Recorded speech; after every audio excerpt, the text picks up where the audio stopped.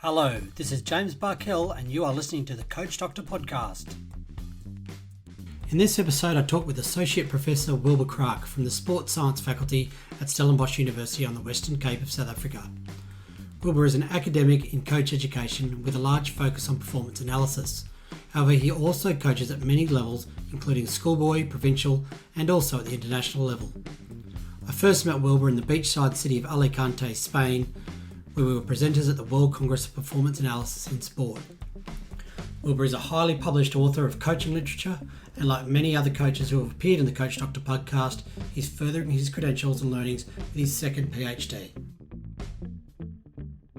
James. Good afternoon, Wilbur. How are you? Good yourself, mate? Yeah, very good, very good. Yeah, the last time I saw you was in Alicante, Spain. It was, yes. 2016. 2016 or 2017? I can't remember now. Can't remember.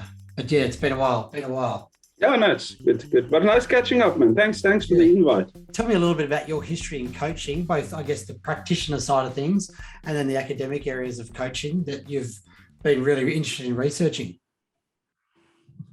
Oh, so James, so I've coached across most levels, so school level, club level, provincial level, and then also had a bit of experience with international teams, especially in Africa. So that's where most of my coaching has been done. So I think I've got a bit of an advantage being a practitioner as well and an academic, and that's given me really a different view on things. And later on, when we speak more about research and what is the big concern for me in research is that I don't think the right people are asking the questions. I think that the academic environment is they asking the questions, and then they want to, like, their findings they want to distribute among coaches and force them onto coaches. I think it needs to be the other way around. So most of my research has been around coaching, predominantly rugby, and then also performance analysis, which is quite a passion of mine and where majority of my research has been done. So coaching focus is more coach education, coaching methods, and then performance analysis is more performance based. And then also to look at how we can influence your more community coaches with research, because I think that's where most of the work needs to be done, and that's where least amount of money is invested in. So that is my field, and being a community coach and coming to a community coach system, I think that's where my heart lies, and that's where I believe we can make the biggest impact. So yeah, so I've started coaching in 2001 as a student, where that's where I really started to coach and advance through the different levels.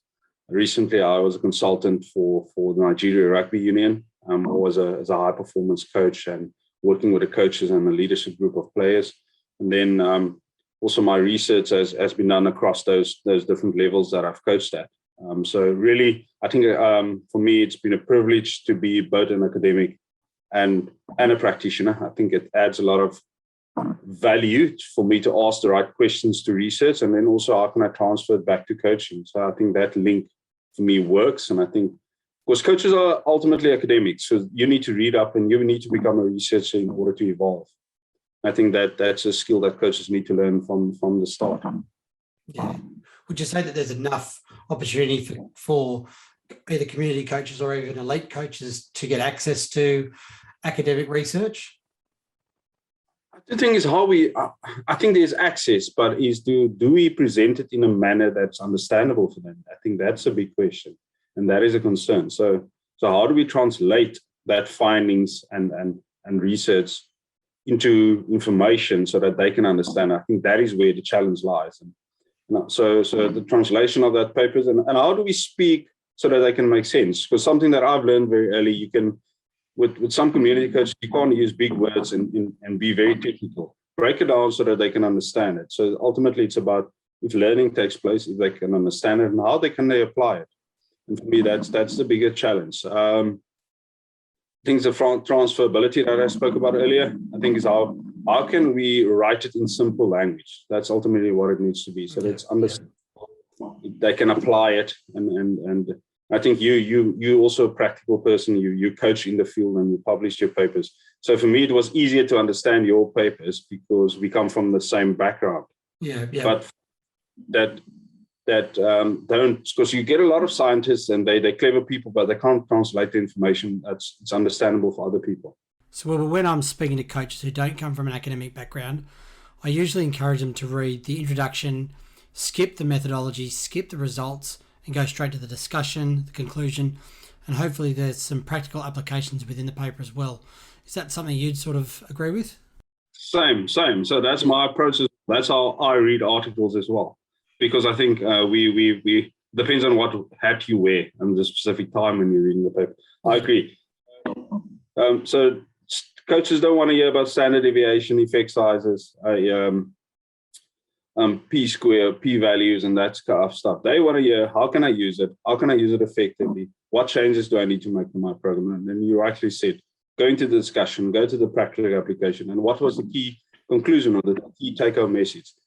So I think I always challenge my students. Do you want to write a thesis or a dissertation to sit on the shelf? So the challenge for you is how can I translate that findings into a form that it makes sense to coaches? That's ultimately what we need to do. And that's, if you really want to improve the game, that's what we should do. And that's how we should go about it in order to improve it. Yeah. I don't know if there's enough journals out there that have sections for practical application in the field. And maybe that's something that, especially sports science. I do think it's not journal specific, but I do think a lot of research are taking that approach now. If you look at the International Journal of Performance Analysis, where I publish most of my work, and then also the International Journal of Sports Science and Coaching. So I try and always include a practical application, because what do I do with this information? How many do I do it? And when do I implement it? So that's the question that coaches want to hear. They don't want to read deviation, means, p-values. That's, for them, that's irrelevant. Yeah, definitely.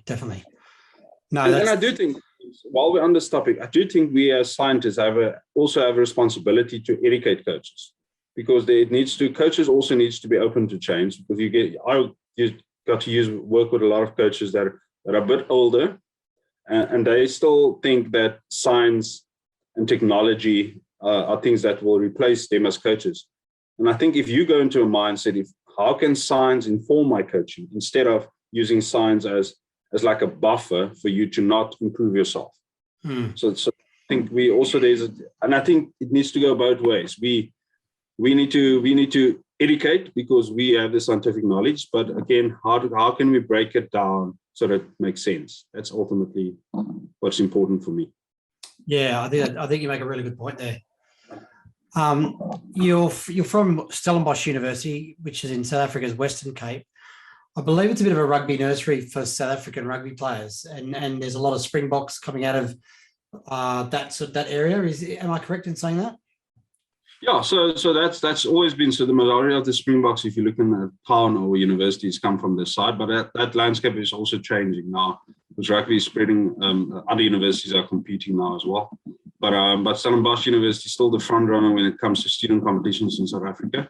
Yeah. And I think the reason why we attract these students is because of the town itself.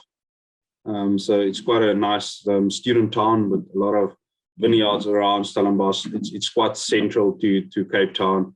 So it's not that busy like your Johannesburg's, Pretoria. And I think the reason is also always be good coaching as well from this side. I think that's been an advantage. And I think, and ultimately we attracting one of the best crop in South Africa to come here to study. So I think it's course specific as well. The academic offering plays a massive role. The town, the vibe plays a massive role. It's outside that range of Cape Town.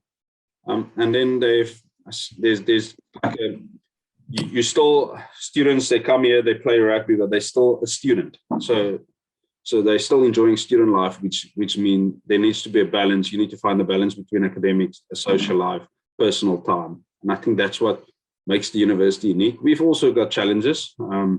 We sometimes, because there was a strong Afrikaans language linked to the Stellenbosch University, and that also excluded people.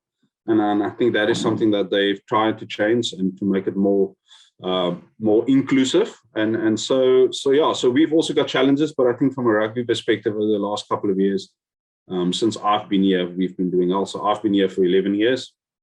doing well. But also universities like UWC, which is the University of Western Cape, and the University of Cape Town, they're catching up as well. So University of Stellenbosch also needs to lift their game in order to stay front runners, because the others are also working hard. They're evolving. They're getting support. They're getting resources. So rugby in the Western Cape as a whole is doing well. If you look at where majority of our provincial players are coming from is from the Western Cape, and then if you go more to the Eastern Cape region, also majority of the players coming from there. But the Western Cape is really where they breed rugby players, and I think the Cape as a province is doing well, not just Stellenbosch University. So as I mentioned, the other two institutions are also catching up, and there's lower tier teams as well. There is also producing a lot of rugby players. And but just to get back to the original question, I think Stellenbosch as a town as a whole plays a massive role in that, the culture that's created here. But there's also things that they need to work on, like how can they be more inclusive, just from taking into consideration the diversity in South Africa, the different languages in South Africa, and by create a culture that's inclusive to everyone. Okay. Yeah, thank you for that. I note, and tell me if I'm wrong, you've also been doing some work with Cardiff Met University. Tell me about your role there. So I'm actually a student there, James. So I'm a student. I'm doing a PhD. I'm completing my second PhD with them. So I was always looking. So my PhD was performance analysis based.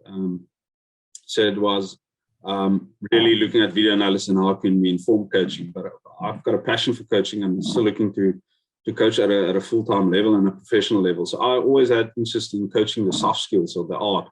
So I came across Dr. Kevin Morgan, who is the program director there, and I said a couple of years ago, I think for me, spending so much time, one, it's structured towards a qualification.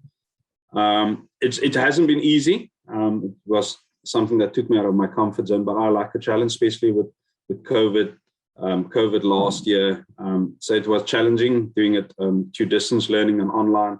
But I got some massive support there from Prof. Robin Jones, getting there, and Dr. Kevin Morgan. So great course, great university, great support. Really enjoying it. So online meetings, so smaller groups. It's actually, and I'm enjoying it. For me, it's different. Always been in a South African education system. So you've come to understand, and you've become in a comfort zone on how things are done. They're taking me out of my comfort zone, challenging me on different levels, but I'm enjoying it, enjoying every minute of it. Wow, that's impressive. So you're an associate professor already, and you're going for your second PhD. Yeah, but that's for me, that's part of me always staying a student of the game. And awesome. No, that's really admirable. Always evolve and being a learner. So for me, it's all about, and that's what I want to advocate. We should always, we don't think you should never get to a point where you think you've arrived as a coach. And for me, what is nice about this PhD is challenging skills that on different levels. So like it's about the creativity, about how can jazz and music influence that, phenomenology, that kind of things, action research, so things that stimulates me, and it's really it's taking me out of my comfort zone, but I enjoy being vulnerable, because that's the best time for learning for me to take place. Okay. So yeah. So what's the, I won't say title, what's the basis of your next or your second PhD about? So I'm busy with the teaching part of it. So we've got different models that complete, and then we go into the research part, and hopefully the research thing that I want to look into. So we've been playing around with ideas. So in September, when we regroup, we're going to finalize that. I want to look into, there's two things that I want to maybe look into, is technical polarization as a coaching tool and a coaching method at community level coaching.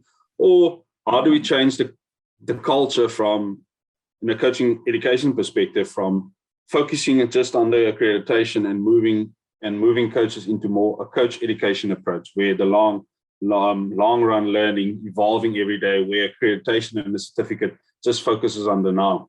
So that's something I want to explore. So hopefully in September I'll finalize that, and we're looking at that. So, but I'm enjoying it. Nice. Yeah, that's really impressive. Well done. Thanks. So I guess brings me to the next question.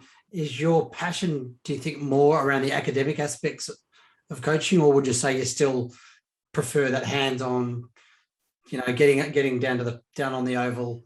So I was asked this question yesterday by a student in class. So what do I prefer? I still had that dream of becoming a professional coach, and I'm still striving towards that. So that's something that I strive towards. But I do think the academic side and the skills that you learn here can improve your coaching. Because being a researcher, working with students, doing admin, those are all skills that can improve your coaching. Ultimately, winning coaching at a high level. So the dream is always to coach at a high level. And the academic teaches me skills, like I said earlier, to collect information, make sense of the information. How can I change behavior? So like I had a class now on testing earlier. And I challenge the students, why do you test?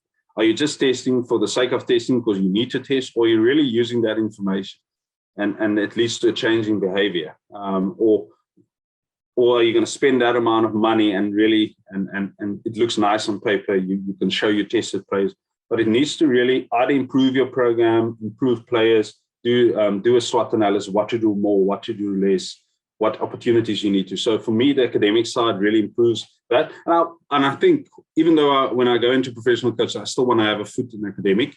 For me to stay relevant and to stay afloat in what's happening outside. Because research, again, it's up to date, the technology that we use. So the university can also play a massive role in that. So, Wilbur, performance analysis is one area of research interest for you. Do you feel there's a big gap between the academic research and what's being applied on the front lines, especially in that performance analysis? I know we talked about it briefly with coaching in general, but performance analysis, do you think there's a big gap there between, I guess, practitioners and what we see or what we read in the research?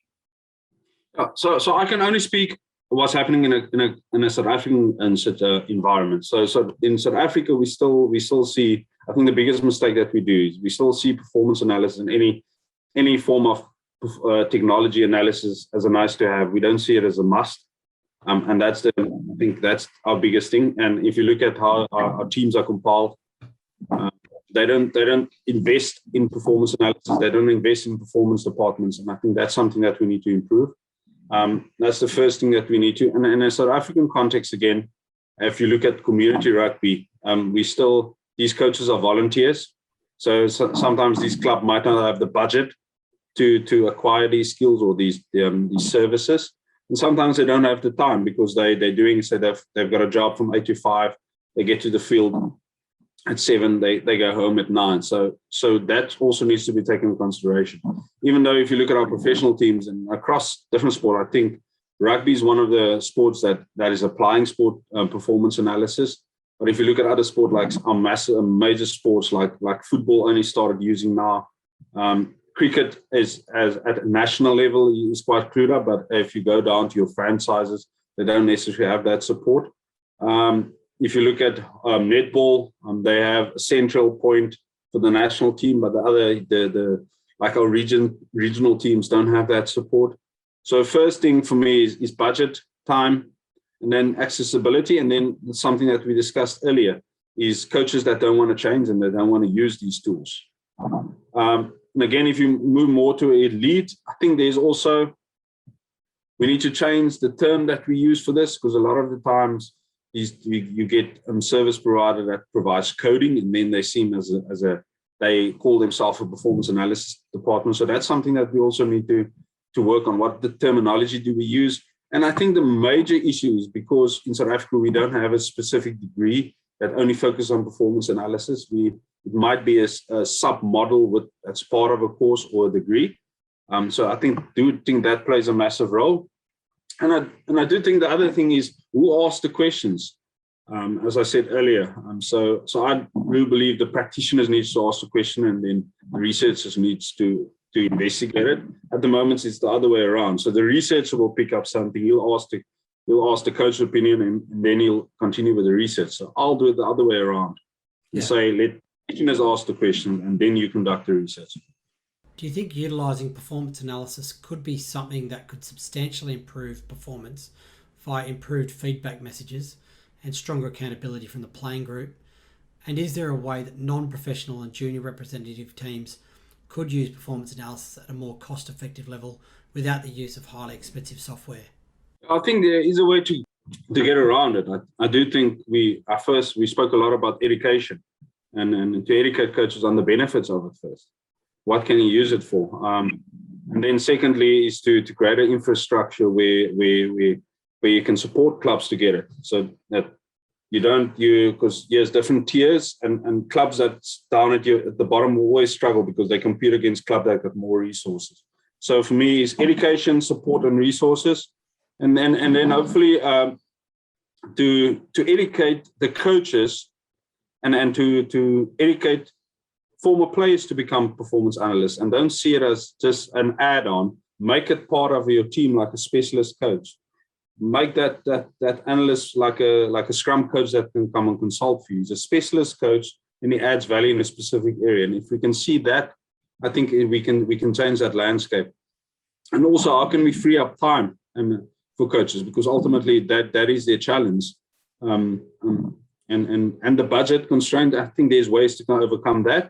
But I do think the most important thing is to educate, to see the role differently within your coaching setup.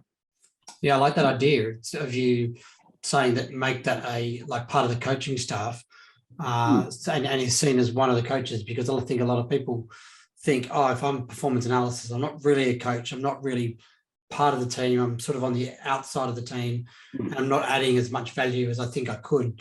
And by making them more central to the team and one of the staff, you're probably going to be helping that idea of the performance analysis being part of the coaching team a little bit more. Yeah, definitely. And the South African landscape. So majority of our club systems is community club coaches. So these are volunteers. So and I think one of the threats is that they think a video or a laptop and coding will replace them. Again, we need to change that mindset. But this is a tool that provides you with information to improve you as a coach. Yeah. So that you can make better decisions. And it's not going to, there's still that human factor. You still need to make the decision based on the information that you get and you generate. Yeah. No, thanks for that. Do you think, or why do you think a lot of coaches don't prioritize or utilize performance analysis more? Is it because, again, of the costs or the time constraints? Is it lack of knowledge? I do think, as I ended off my last, so don't see it as a threat. See it as a tool to improve your coaching, change that mindset. But I do think if I can only speak from a South African point of view, if there was a degree or a university that offers this as a degree, I think it will be accepted better. But because it's such a new field, there's still that I'm still going to hold back. I'm not going to utilize it. So again, education, make it accessible, provide support, and then make that coach a specialist coach as part of your team. But it's important also for that analyst to have a sport background, have a rugby background, have the necessary qualifications in that field so that you can be seen as a specialist coach. So that's also important. I do think we can change that landscape. It will be great and the field will evolve. And I think it will be accessible to everyone. Everyone will have a different mindset, because at the moment it seems like a nice to have, as I mentioned earlier. And I think performance analysis is very broad in terms of the scope of what you can look at, and that can scare people. For example, we can analyse statistical variations, biomechanics, multiple variables around attack or defence, the opposition, training, and so forth. So too much data, and we fall into that trap of paralysis by analysis. So all of this can be a bit daunting for the part-time coach. Yeah, it's overwhelming because you're getting this now with this information. How do I prioritize? What do I use? What do I leave out? What do I focus on the next session? And I think that's where the educational part comes in as well. So as I always say, tell students and coaches when I speak to them at the amateur level and community level, apply the less is more approach. If you pull 5 things out of that the data set, then you focus on that 5 and don't try and do 10 things, because you're not going to get enough time to spend on it. You're only going to get hours per week.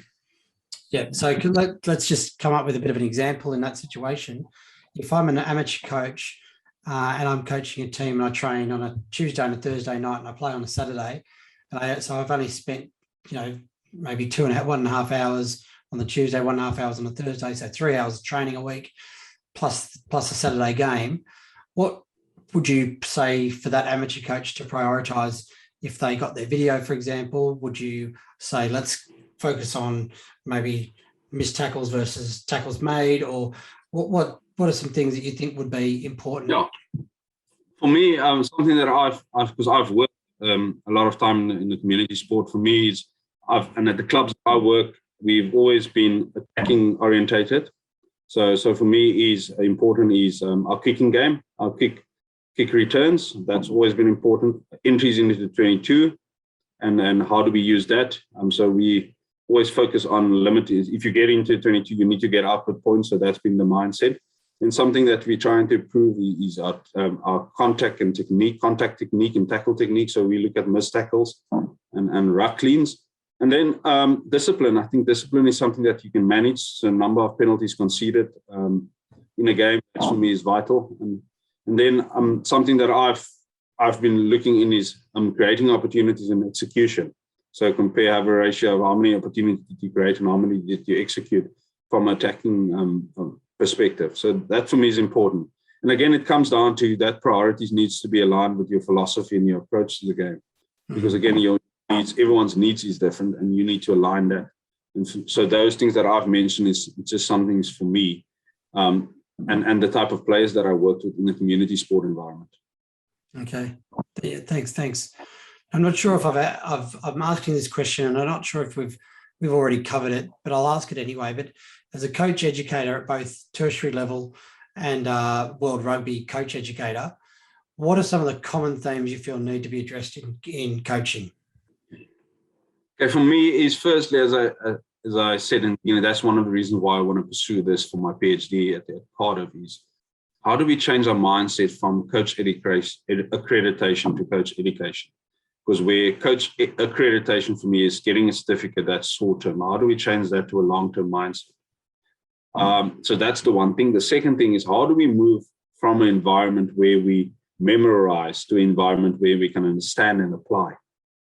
And that for me is a bigger challenge here at university, because at the university system has always been lecturers stand in front, gives you the information, this tells you this is what you need to study, this is the question paper, name, describe. So I've moved the last 5 years away from just memorizing things more to understanding. And that is what I'm challenging my students on as well. So moving to applied environment, give them case studies to unpack. So students should become problem solvers. Coaches should become problem solvers, not. And I think one of the reasons why everyone is trying to play the same type of rugby is because that's how we educated you. We're so focused and boxed within a structure. In coach education, you need to tell this now. You need to tell that when. This is time you need to spend on it. And then for me, that is creating, it's not allowing coaches to take risks, not allowing coaches to be vulnerable. So my focus is to move away from structured education more to become so that I can create the best problem solvers. So within my classes, so I always start my class with a question. Sometimes I give them a slide. I said, you can go, every time you can go and read that up. But I want you to think now. So you don't have your textbook. How do you solve this problem? So we started technical prioritization a couple of weeks ago. And I gave them a scenario. So you get this club. This is ball in play is that amount of time. This is the amount of time they spend on defense and attack. Work out a weekly plan for them. And now players and students and coaches are creative. But sometimes we box that creativeness because we as the lecturer, the educator, we want control. And for me personally, and I coach this way as well, I'm happiest when there's chaos and I don't have control, because then I know what's taking place and coaches and the players are solving their own problems. That's, I think, when you made an impact. That's when you create an environment where they can be vulnerable, they can make mistakes, they can learn from their mistakes, and they can solve problems.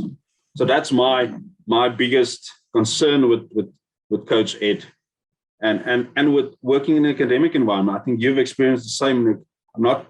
I might be generalizing, but I do think we started to create students that are really boxed, and they can't make decisions for themselves. Yeah, and I think a lot of coaches have been led to believe that if a training session looks really structured and looks really organized, then it's a good training session. Whereas if it looks chaotic and it looks unstructured, it's not a good training session, where it's sort of the other way around. We really want players, like you said, to be in chaos, to be just getting those decision-making skills, to be developing understandings around different situations. And that can really only happen in chaos or in unstructured environments. I think that's a common theme across, probably across the world. Yeah, and we're going to touch on later on South African rugby maybe, but I think that's why there's a few articles out of New Zealand. I know Ian Foster said he fell asleep. There's been former swimmer coaches, and that is true. We don't want to feel vulnerable because we're not willing to try new things. So I think we operate with the statement that we call, why fix something if it's not broken? And I think that's going to caught up with you. That for me it's got a short-term effect, but in the long run, that's going to catch up on you, and then we're going to be in trouble. So I think to evolve, and if I can give a bit of advice for coaches that want to start out, for me is to be vulnerable. Will it be like a sponge? Be willing to learn, read up, get a mentor, listen to people outside sport. And I think that there's a lot of learning taking place outside rugby.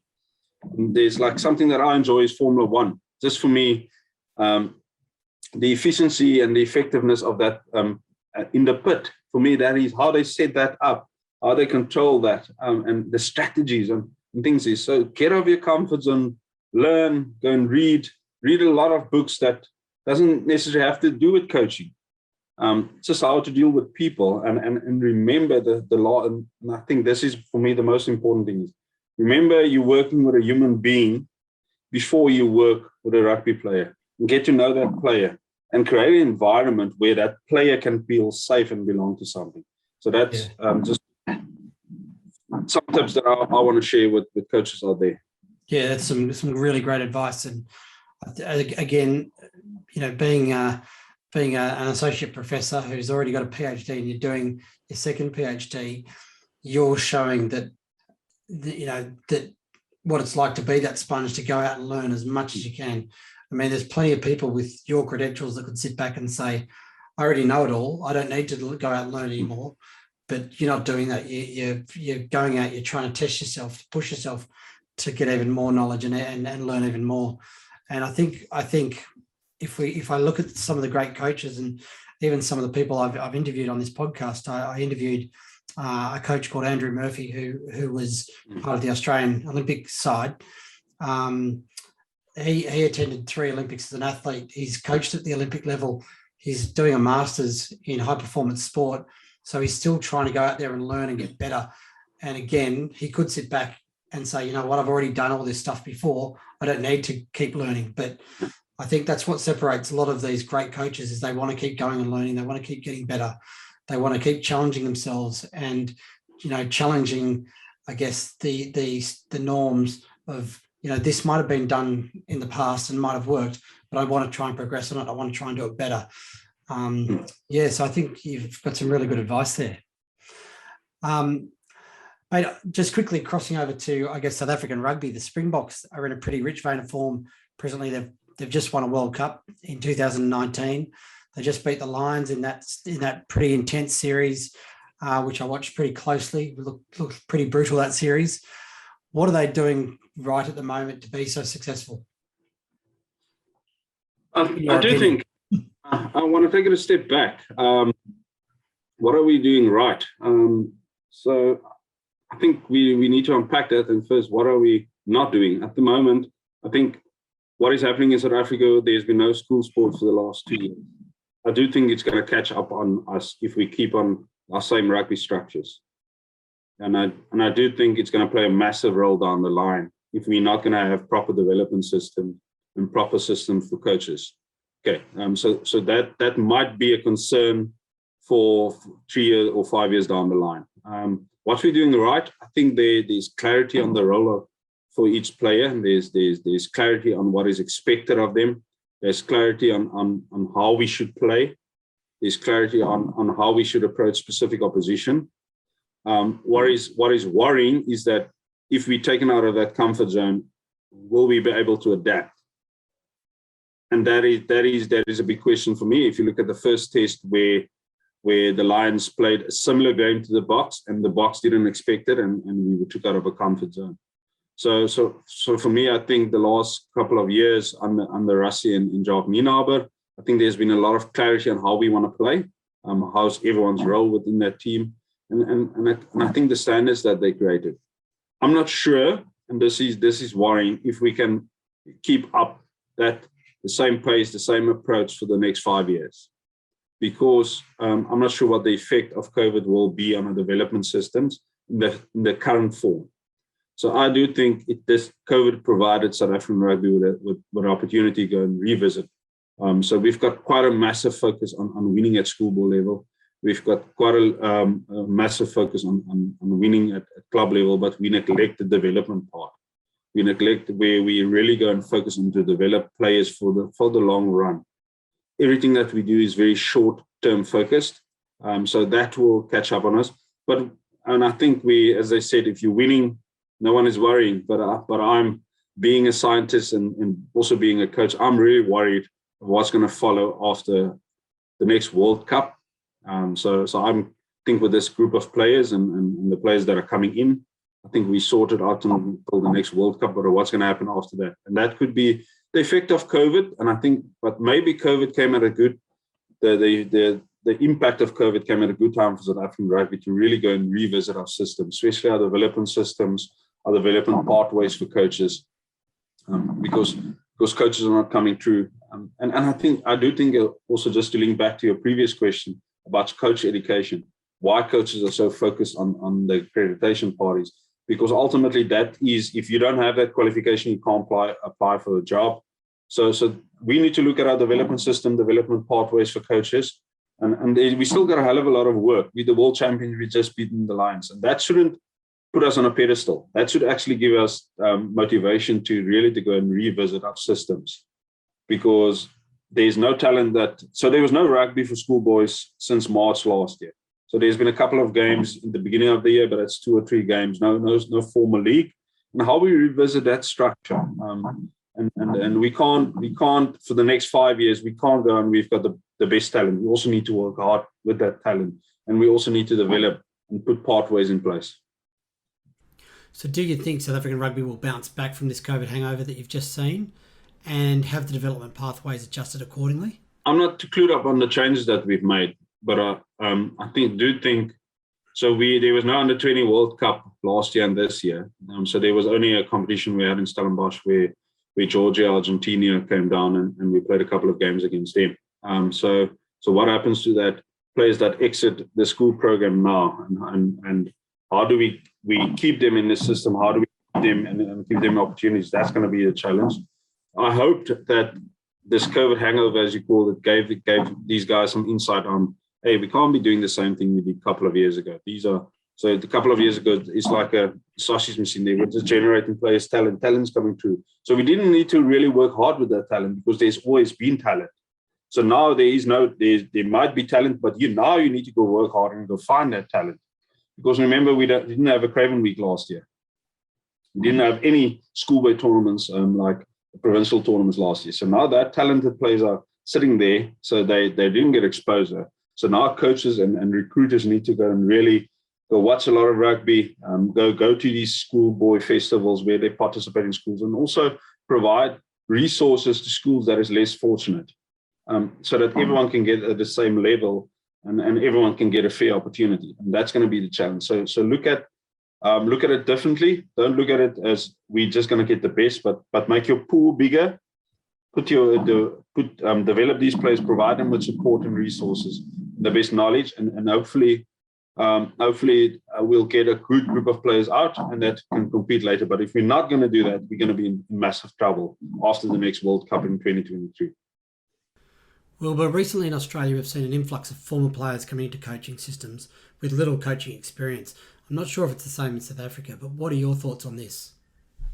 Yeah, it's the same trend is evident in South Africa. I do think I want to take just a step back. I do think these coaches come with massive knowledge about the sport, the technical and the tactical. But I do think they struggle with the softer skills of coaching.